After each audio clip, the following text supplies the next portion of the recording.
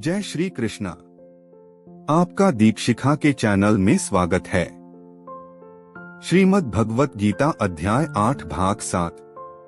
Abraham भुवनाल लोकाः पुनरावर्तिनोर्जुन मामुपेत्य तु कौन्ते पुनर्जन्म न विद्यते। इसका भावार्थ है, इस जगत में सर्वोच्च लोक से लेकर निम्नतम सारे लोक दुखों के घर हैं, जहाँ जन्म तथा मरण का चक्कर लगा रहता है। किंतु हे कुंती पुत्र, जो मेरे धाम को प्राप्त कर लेता है वह फिर कभी जन्म नहीं लेता। इसका तात्पर्य है, समस्त योगियों को चाहे वे कर्मयोगी हों, ज्ञानयोगी या हठयोगी, अंततः भक्ति योग या कृष्ण भावनामृत में भक्ति की सिद्धि प्राप्त करनी होती है, तभी वे कृष्ण के दिव्य धाम को जा सकते हैं, जहाँ से वे फिर वापस नहीं आते। किंतु जो सर्वोच्च भौतिक लोकों अर्थात देवलोकों को प्राप्त होता है, उसका पुनर्जन्म होते रहता है। जिस प्रकार इस पृथ्वी के लोग उच्च लोकों को जाते हैं, उसी तरह ब्रह्मलोक, चंद्रलोक तथा इंद्रलोक जैसे उच्चतर लोकों से लोग पृथ्वी पर गिरते रहते हैं। छांदोग्य उपनिषद में जिस पंचाग्नि विद्या का विधान है, उससे मनुष्य ब्रह्मलोक को प्राप्त कर सकता है। किंतु यदि ब्रह्मलोक में वह कृष्ण भावनामृत का अनुशीलन नहीं करता, तो उसे पृथ्वी पर फिर से लौटना पड़ता है। जो उच्चतर लोकों में कृष्ण भावनामृत में प्रगति करते हैं, वे क्रमशः और ऊपर जाते रहते हैं और प्रलय के समय वे नित्य परमधाम को भेज दिए जाते हैं। श्रीधर स्वामी ने अपने भगवद गीता भाष्य में यह श्लोक उद्धृत किया है, ब्रह्मणा सहते सर्वे संप्राप्ते प्रतिसंचरे परस्यांते कृतात्मानः प्रविशन्ति परम पदम। जब इस भौतिक ब्रह्मांड का प्रलय होता है, तो ब्रह्मा तथा कृष्ण भावनामृत में निरंतर प्रवृत्त उनके भक्त अपनी इच्छानुसार आध्यात्मिक ब्रह्मांड को तथा विशिष्ट वैकुंठ लोकों को भेज दिए जाते हैं। सहस्त्रयुग पर्यंतम हर्यद ब्रह्मणो विदुः रात्रि युग सहस्त्रांता तेहोरात्र विदो जना है। इसका भावार्थ है, मानवीय गणना के अनुसार 1000 युग मिलकर ब्रह्मा का दिन बनता है और इतनी ही बड़ी ब्रह्मा की रात्रि भी होती है। इसका तात्पर्य है, भौतिक ब्रह्मांड की अवधि सीमित है, यह कल्पों के चक्र रूप में प्रकट होती है।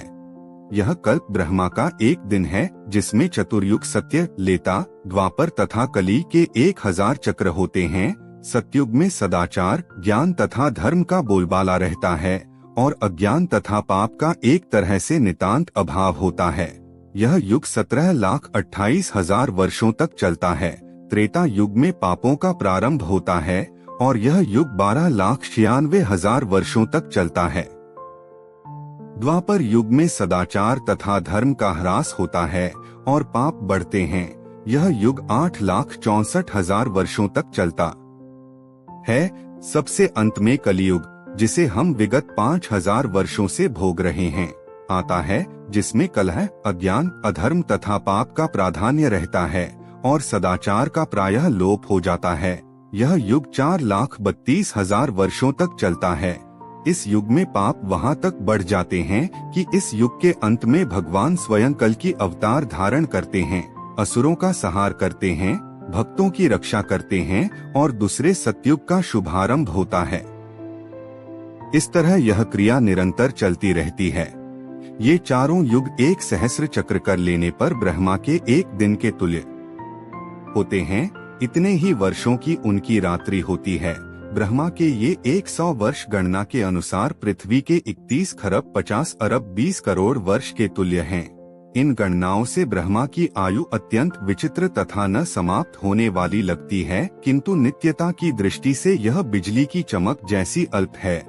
कारणार्णव में असंख्य ब्रह्मा अटलांटिक सागर में पानी के बुलबुलों के समान प्रकट होते और लोप होते रहते हैं। ब्रह्मा तथा उनकी सृष्टि भौतिक ब्रह्मांड के अंग हैं, फलस्वरूप निरंतर परिवर्तित होते रहते हैं। इस भौतिक ब्रह्मांड में ब्रह्मा भी जन्म, जरा, रोग और मरण की क्रिया से अछूते नहीं हैं, किंतु चूंकि ब्रह्मा इस ब्रह्मांड की व्यवस्था करते हैं, इसीलिए वे भगवान की प्रत्यक्ष सेवा में लगे रहते हैं। फलस्वरूप उन्हें तुरंत मुक्ति प्राप्त हो जाती है। यहाँ तक कि सिद्ध सन्यासियों को भी ब्रह्मलोक भेजा जाता है, जो इस ब्रह्मांड का सर्वोच्च लोक है। किंतु कालक्रम से ब्रह्मा तथा ब्रह्मलोक के सारे वासी प्रकृति के नियमानुसार मरणशील होते। अव्यक्ताद्वयक्तयः सर्वाः प्रभवन्त्यः राग में रात्रियाग में प्रलीयन्ते तत्रैवाव्यक्त संज्ञके। इसका भावार्थ है, ब्रह्मा के दिन के शुभारंभ में सारे जीव अव्यक्त अवस्था से व्यक्त होते हैं और फिर जब रात्रि आती है तो वे पुनः अव्यक्त में विलीन हो जाते हैं। इसका तात्पर्य है, कम बुद्धिमान जीव इस भौतिक संसार में रहने का प्रयास करते हैं और तदनुसार विभिन्न ग्रह प्रणालियों में उन्नत और अवक्रमित होते हैं। ब्रह्मा के दिन के समय वे अपनी गतिविधियों का प्रदर्शन करते हैं और ब्रह्मा की रात के आने पर वे नष्ट हो जाते हैं। दिन में वे भौतिक गतिविधियों के लिए विभिन्न शरीर प्राप्त करते हैं और रात में ये शरीर नष्ट हो जाते हैं। जीव विष्णु के शरीर में संकुचित रहते हैं और ब्रह्मा के दिन के आगमन पर बार बार प्रकट होते हैं। जब ब्रह्मा का जीवन अंत में समाप्त हो जाता है तो वे सभी नष्ट हो जाते हैं और लाखों और लाख वर्षों तक अव्यक्त रहते हैं। अंत में जब ब्रह्मा एक और सहस्राब्दी में फिर से जन्म लेते हैं तो वे फिर से प्रकट होते हैं। इस तरह जीव भौतिक संसार से मोहित हो जाते हैं। हालांकि वे बुद्धिमान प्राणी जो कृष्ण भावनामृत लेते हैं और भक्ति सेवा में हरे कृष्ण हरे राम का जप करते हैं, इस जीवन में भी कृष्ण के आध्यात्मिक ग्रह में स्थानांतरित हो जाते हैं और ऐसे पुनर्जन्मों के अधीन न होते हुए हमेशा के लिए आनंदित हो जाते हैं। गीता का अगला अध्याय सुनने के लिए चैनल को लाइक, शेयर और सब्सक्राइब जरूर करें। धन्यवाद।